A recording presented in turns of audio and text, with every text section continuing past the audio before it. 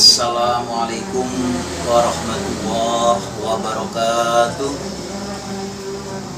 Alhamdulillah Al-Wahidul Qahar Al-Malikul Jabbar Al-Azizul Ghaffar Muqawwirul Laili wan Nahar Tabsiratan lidhabil uqul wal absar. Assalatu wassalamu ala asyrafil anbiya wal mursalin Nabiyina Muhammadin sallallahu alaihi wasallam wa ala alihi wa ashabihi ajma'in, amma ba'du. Saudara-saudaraku, sahabat-sahabatku, jamaahku yang dirahmati Allah Subhanahu wa ta'ala, pada kesempatan pagi ini, pertemuan yang kedua ini, saya ingin sekali melanjutkan apa yang sudah saya sampaikan pada pertemuan yang pertama, yaitu tentang apa kiat kita, apa langkah kita agar bisa kelak nanti bisa bersama dengan Nabi Muhammad SAW di surga, bisa berdekatan dengan Nabi Muhammad SAW di surga, bisa bertemu, berjumpa dengan Nabi Muhammad SAW di surga. Yang pertama adalah cintai Nabi Muhammad SAW. Man ahabbani kana ma'i fil jannah. Barang siapa yang mencintaiku, maka akan bersamaku nanti di surga. Dalam satu riwayat, dalam satu hadis disebutkan bahwa seorang sahabat Nabi pernah bertanya kepada Nabi tentang hari kiamat. Kapan hari kiamat akan tiba? Maka Nabi atas pertanyaan sahabat itu bukan langsung menjawab, tapi justru Nabi balik bertanya kepada sahabat yang bertanya itu, apa yang telah kamu persiapkan untuk menghadapi datangnya hari kiamat? Lalu sahabat itu menjawab, tidak ada ya Rasulullah, kecuali cintaku kepada engkau, kepada Allah, dan cintaku kepada engkau, wahai Nabi Allah. Maka kemudian Nabi mengatakan, anta ma'aman ahbabta, maka engkau akan bersama dengan orang yang kamu cintai.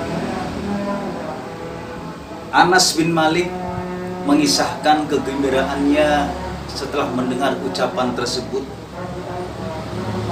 Anas mengatakan, sungguh aku mencintai Nabi Muhammad SAW, mencintai Abu Bakar As-Siddiq, mencintai Umar bin Khattab, serta berharap aku bisa bersama mereka di akhirat kelak nanti, disebabkan karena cintaku kepada mereka, meskipun aku tidak beramal seperti amalan mereka. Hadis riwayat Bukhari. Cinta yang berakhir pada kemuliaan yang akan dikumpulkan dengan orang-orang yang dicintai. Pecinta sejati Nabi Muhammad SAW adalah mereka yang menempuh jalan atau ajaran Nabi Muhammad SAW dengan mengikuti sunnah-sunnahnya. Ma'asyiral muslimin rahimahumullah, tentunya agar lebih cinta kepada Nabi Muhammad SAW, maka kita harus mengenali Nabi Muhammad SAW. Ada satu ungkapan yang sangat populer yang sering kita dengar, bahwa tak kenal maka tak sayang, tak sayang maka tak cinta. Cinta tidak akan tumbuh tanpa kenal atau mengenal lebih dahulu. Bahkan cinta akan semakin subur bila lebih jauh kenal atau mengenal dan memahami siapa yang kita cintai. Maka agar cinta kita kepada Nabi Muhammad SAW lebih bergairah, maka tentunya kita harus mengenali beliau secara baik. Karena hanya mengenal beliau dengan sempurna, maka kecintaan kita kepada beliau akan semakin sempurna dan hidup kita pun akan menjadi paripurna. Saudara-saudaraku, jamaahku yang mudah-mudahan selalu diberkahi Allah Subhanahu wa Ta'ala. Maka pertanyaan kita, dari mana kita bisa mengenali Nabi Muhammad SAW? Maka tentu salah satu jawabannya adalah kita bisa membaca buku Sirah Nabawiyah.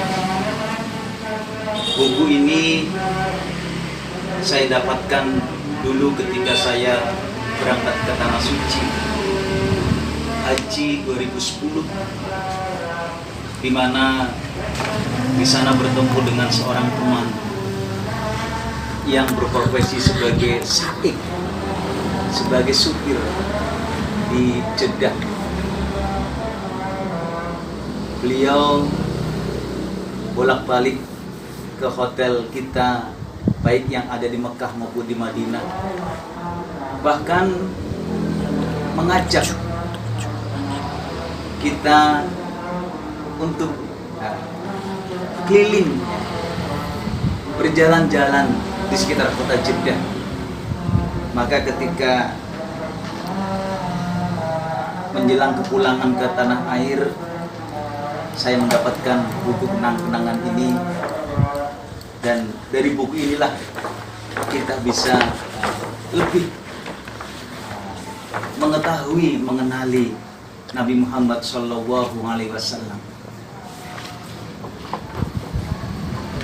Bapak Ibu saudara sekalian, rahimakumullah.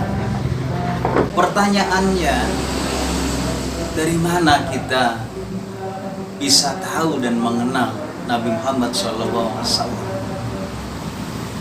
Padahal kita tidak pernah hidup bersama dengan beliau. Maka jawabannya tentunya kita bisa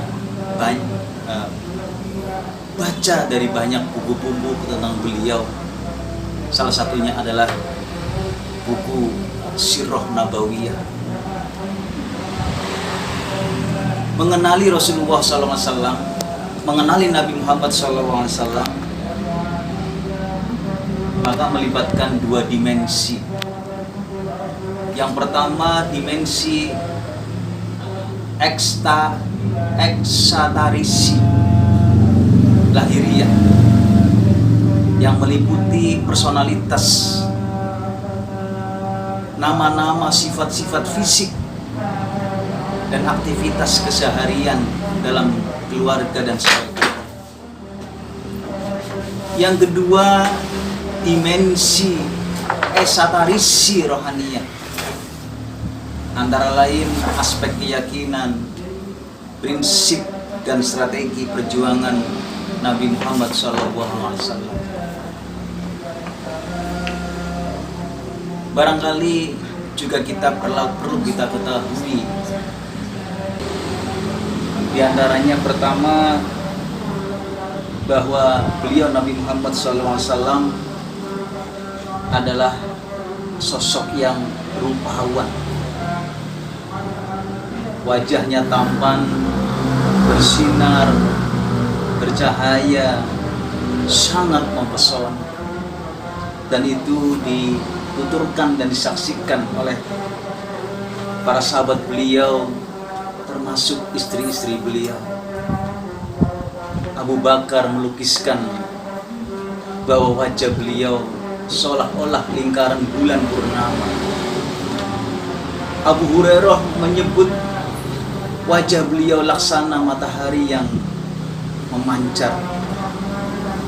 Hasan bin Ali menyebut wajah beliau, wajah kakeknya sangat tampan, sangat gagah, berwibawa, berseri-seri bagaikan bulan purnama. Termasuk Aisyah sendiri menuturkan bahwa beliau adalah orang yang berwajah paling rupawan, berkulit paling bercahaya, wajah beliau berkilau-kilau laksana bulan. Kemudian yang kedua, beliau ternyata juga orang yang sosok yang romantis. Keromantisan beliau sesungguhnya karena ingin sekali memuliakan wanita. Di antara sisi romantisme beliau terekam dalam berbagai riwayat, di antaranya beliau suka memberikan kecupan manis, penuh cinta pada istri-istrinya sebagai bentuk kasih sayang. Aisyah mengatakan, Aisyah menuturkan bahwa Nabi menciumku lalu pergi sholat tanpa memperbaharui wudunya. Beliau juga suka melayani istrinya dengan prima. Saat Sofiyah, salah satu istri beliau, hendak menaiki onta, maka Nabi duduk di sisi onta lalu meletakkan lutut beliau sehingga Sofiyah menginjak lutut beliau, lalu Sofiyah naik ke atas onta. Beliau juga suka makan sepiring berdua dengan istri-istrinya. Bahkan Aisyah menuturkan bahwa Nabi pernah meminum di bekas air minum Aisyah. Beliau pun pernah memakan daging yang tersisa dari yang dimakan dan diingat Aisyah. Beliau Nabi Muhammad SAW juga sering memanggil istrinya dengan panggilan-panggilan penuh sayang, seperti beliau memanggil Aisyah dengan panggilan ya Humairah, wahai pemilik pipi yang kemerah-merahan, atau terkadang juga dengan panggilan ya Aish, wahai kehidupan. Beliau juga sosok yang lemah lembut, suka menemani istrinya, lebih-lebih dikala istrinya sedang sakit. Beliau juga bersandar di pangkuan istrinya. Aisyah pernah menuturkan bahwa Nabi pernah membaca Al-Quran, mengulang hafalannya, dan kepala beliau berada di pangkuan Aisyah, padahal Aisyah sedang haid. Saya kira masih banyak sekali sisi-sisi kehidupan beliau, kepribadian beliau yang harus kita ketahui. Insya Allah akan kita lanjutkan pada pertemuan besok yang ketiga. Maka untuk kali ini saya cukupkan sekian. Mudah-mudahan bermanfaat. Nasrun min wafatun qarib. Wassalamualaikum warahmatullahi wabarakatuh.